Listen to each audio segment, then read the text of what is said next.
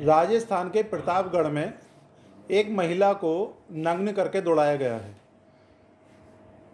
लगातार विपक्ष भी इस पर सवाल उठा रहा है कि इस तरह की जो वारदात है, जो घटनाएं हैं, वो क्यों घटित की हो रही हैं और इस पर कोई ठोस मुद्दे पर सजा क्यों नहीं हो रही किसी भी चीज़ को लेकर। तो क्या रिएक्शन है आपका इसमें? देखिए, मुख्यमंत्री ने ये तो वही मणिपुर में का जो वाक़या हुआ, दो औरतों को, नौजवान लड़कियों को नंगा करके बहरहाल उसका जुलूस बनाया इन्होंने और सब कुछ किया उसमें, लेकिन उसमें भी अपोजिशन चीखते चीखते मर गया। लेकिन इन्होंने एक लफ्ज़ भी नहीं कहा, मुँह से लफ्ज़ नहीं निकाला। जिस दिन साइन हुआ है 31 तारीख को, और इसी मसले पर हम लोगों ने कहा कि मुख्यमंत्री आकर, ये प्राइम मिनिस्टर आकर वो बताएं कि भाई ये नंगी लड़कियां गई हैं, इस पर क्या एक्शन क्या है।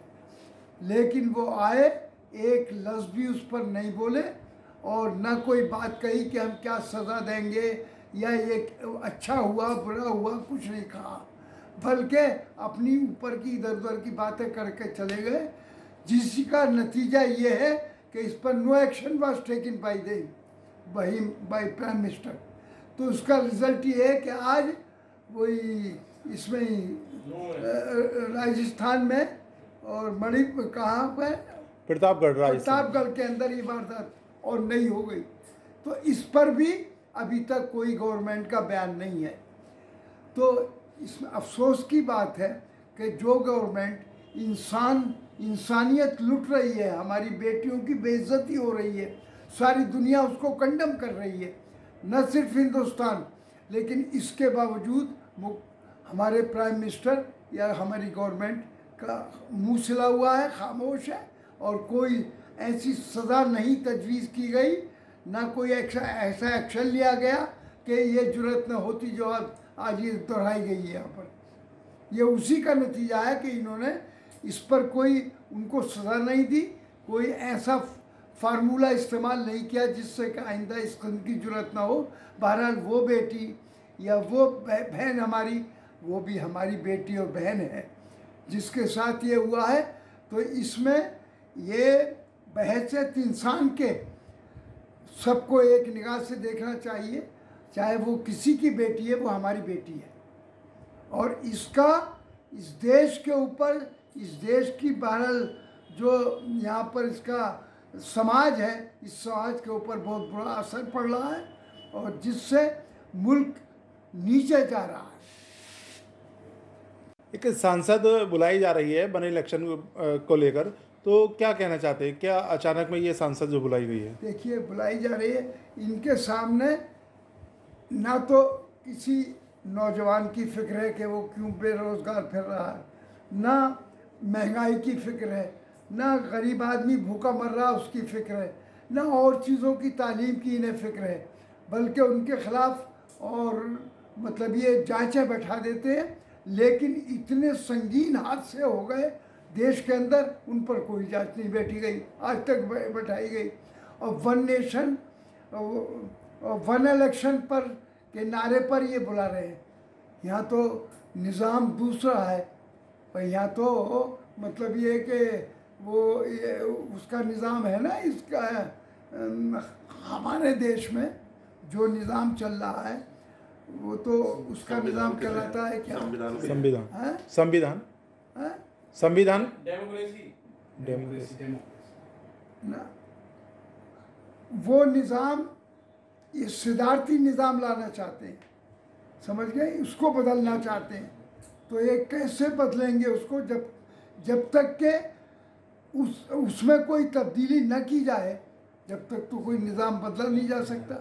भाई जमहूरियत है हमारे देश के अंदर, प्रजातंत्र है, ये सारी इसकी जड़ बुनियाद जो है, भाई छोटे बड़े इलेक्शन है, असेंबली है, पार्लियामेंट है, या जो शहरों के अंदर ये सदर चुने जाते हैं, ये क्या नाम है, चेयरमैन वगैरह, ये सारी चीज़ें, ये इसकी जड़ बुनियाद है जमहूरियत की। ये जमहूरियत को ख़त्म करने के लिए सारे फार्मूला, ये सारे कारनामे कर रहे हैं और ला रहे हैं। ये देश को तबाह करना चाहते हैं, जमहूरियत को बिल्कुल ख़त्म कर देना चाहते हैं और हिंदुस्तान का जो आईन है उसको बदलना चाहते हैं। आरएसएस प्रमुख मोहन भागवत जी का कहना है कि इंडिया शब्द का इस्तेमाल बंद कर देना चाहिए और पहले से ही भारत कहा जाता था, भारत ही बोलना चाहिए। तो क्या रिएक्शन है आपका? तो आज तक तो ये मोहन भागवत भी इंडिया कह रहे थे और सारी इनकी पार्टी भी, सारे आरएसएस के लोग भी इंडिया कह रहे थे। किसी कभी भारत कह दिया, कभी इंडिया कह दिया, इन्हें कोई इतराज़ नहीं था। जब इंडिया हिंदुस्तान का लोग कह रहे थे, बाहर के लोग इंडिया कहते थे, तो इन्हें कोई इतराज़ नहीं था। लेकिन आज चूँकि मुल्क के हालात बदल रहे हैं और इसकी आरएसएस की और बीजेपी की हालत बहुत पतली हो गई है, तो ये इस किस्म की बातें जो बिल्कुल लायानी हैं, जो कहनी भी नहीं चाहिए, इन बातों पर ध्यान भी नहीं जाना चाहिए।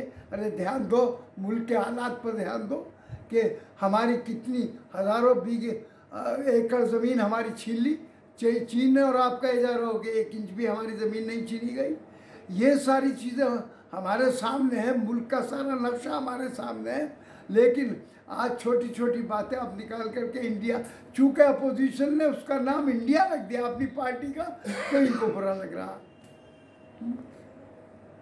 खिलाफ भी बोल रहा। यूटीवी सांसद हैं प्रियंका चतुर्वेदी, उनका कहना है कि हम यहाँ पर जालना में शांति से धरना प्रदर्शन कर रहे थे, लेकिन वहाँ के गृह मंत्री देवेंद्र फडणवीस ने बच्चों पर और महिलाओं पर लाठीचार्ज कर दिया। वो केवल अपने लालच के लिए ये सब कर रहे हैं। ये तो सब कुछ आज उन्हें एहसास हो रहा, वो भी तो उन्हीं के मानने वाले हैं। जिन पर लाठीचार्ज किया जा रहा वो भी उन्हीं के मानने वाले हैं। लेकिन आज उनके खिलाफ हो रहा है, ये उनके बच्चों पर लाठीचार्ज हो रहा, औरतों पर, मर्दों पर, तो ये इसका एहसास हो रहा। तो ये तो इनका निज़ाम ही बिल्कुल सिरे से नीचे से पार्लियामेंट्री निज़ाम नहीं रहा इनका। ये तो इनका निज़ाम इस वक्त बिल्कुल वो है, शाही निज़ाम है हो गया इनका। तो जो मर्जी चाहते हैं वो करते हैं। अब 1 नेशन 1 इलेक्शन का ख्वाब देख रहे हैं, लेकिन ये ख्वाब उनका पूरा नहीं होगा। इससे उनको नुकसान तो हो सकता है, लेकिन फ़ायदा नहीं पहुंचेगा। वहाँ के एसपी हैं, उन्होंने कहा है कि हमने गोलियां प्लास्टिक की हवा में चलाई हैं। हाँ, तो वो तो कहेंगे अपने बचाव के लिए, हालांकि इन्हीं के इशारे पर गोलियां भी चल रही हैं। भाई गवर्नमेंट के इशारे पर, गवर्नमेंट के मशवरे से, गवर्नमेंट के कहने से ये सब कुछ हो रहा। वो खुद न चला रहे, पुलिस से भी चूँकि इनका इशारा है कि मारो सालो जी। बसपा मुखिया का कहना है कि हम अकेले ही लोकसभा का चुनाव लड़ेंगे, कोई गठबंधन नहीं करेंगे। क्या रिएक्शन है इसमें आपका? देखिए, अकेले लड़ने में कोई फ़ायदा नहीं है। हालांकि उनकी भी हिंदुस्तान में एक हैसियत है अपनी जगह पर, बशर्ते कि वो भी सारे अपोजिशन से मिलकर साथ चलें। अगर वो उसको सपोर्ट कर दें तो उनका अच्छा मकाम भी होगा उस जगह और उनकी पार्टी के लोग भी निकल जाएंगे। लेकिन इस वक्त मैं समझता हूँ ये उनका फैसला नामुनासिब है कि वो अपने तौर पर लड़ना चाहते हैं। इससे उनकी पार्टी को उन्हें फ़ायदा नहीं पहुँचेगा।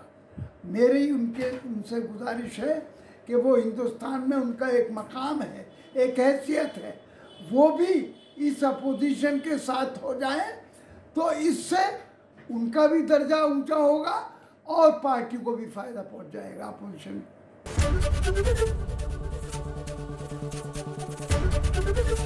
एबीपी गंगा, खबर आपकी, जुबान आपकी।